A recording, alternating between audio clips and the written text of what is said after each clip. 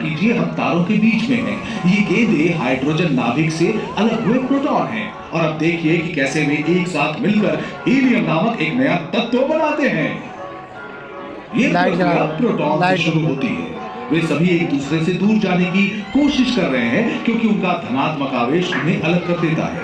हालांकि कभी-कभी प्रोटॉन अपना आवेश खो देगा और न्यूट्रॉन में बदल जाएगा। न्यूट्रॉन के पास कोई आवेश नहीं होता है, इसलिए गर्मी और दबाव उन्हें निकटतम प्रोटॉन से जुड़ने के लिए मजबूर करता है। वे मिलकर एक नया न्यूक्लियाई बनाते हैं जिसे ड्यूटेरॉन कहा जाता है। ड्यूटेरॉन कोर के चारों ओर घूमता है, लेकिन जल्द ही वो किसी मुक्त प्रोटॉन से टकरा जाता है। फिर न्यूक्लियस में वृद्धि होती है। तब न्यूक्लियस कोर में इधर-उधर घूमता रहता है जब तक कि वो दूसरे नाभिक से मिल नहीं जाता और दोनों आपस में पिस नहीं जाते। दो प्रोटॉन उड़कर वापस कोर में चले जाते हैं, लेकिन जो नाभिक अब बचा है उसमें 2 प्रोटॉन और 2 न्यूट्रॉन हैं। इस तत्व यानी एलिमेंट का नाम हीलियम है। हाइड्रोजन प्रोटॉन के संलयन की यह प्रक्रिया प्रत्येक सेकंड अरबों खरबों बार हो रही है।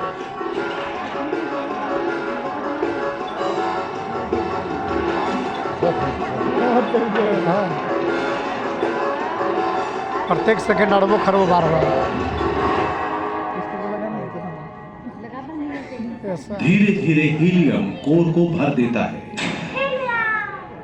आपको लग रहा होगा कि एक बार कोर ने सभी हाइड्रोजन को हीलियम में बदल दिया तो वो काम करना बंद कर देगा, लेकिन तत्वों का बनना तो अभी शुरू हुआ है। हाइड्रोजन के उपयोग के साथ साथ कोर सघन और गर्म होता जाता है और हीलियम नाभिक का दूसरे भारी तत्वों में संलयन हो पाता है और बेरिलियम बनता है। घनत्व और तापमान फिर से बढ़ता है और बेरिलियम हीलियम के साथ संलयन शुरू कर देता है। कार्बन बनता है। कार्बन के संलयन से कोर का तापमान पुनः बढ़ता है। इस दबाव में नए तत्व एक दूसरे के साथ और हाइड्रोजन के साथ संलयन करना शुरू कर देते हैं।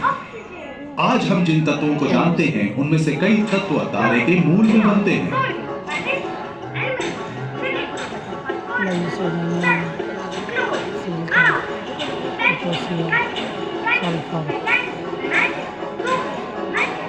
अंत में जाकर जो तत्व बनता है उसे हम लोहा कहते हैं, लेकिन लोहे का केंद्रक इतना स्थिर होता है कि उसका संलयन नहीं हो पाता और इसलिए कोर में तापमान नहीं बढ़ता है। अचानक तारे के अंदर से उसे खींचने वाले गुरुत्वाकर्षण को संतुलित करने के लिए पर्याप्त दबाव नहीं पड़ता। गुरुत्वाकर्षण जीत जाता है और तारे का कोर ढह जाता है।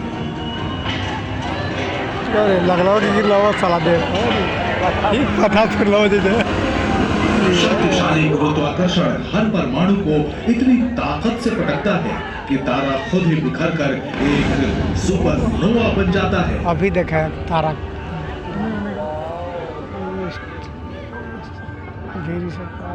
इतना बड़ा तारा है। सुपरनोवा तत्व निर्माण प्रक्रिया का अंतिम चरण पूरा करते हैं।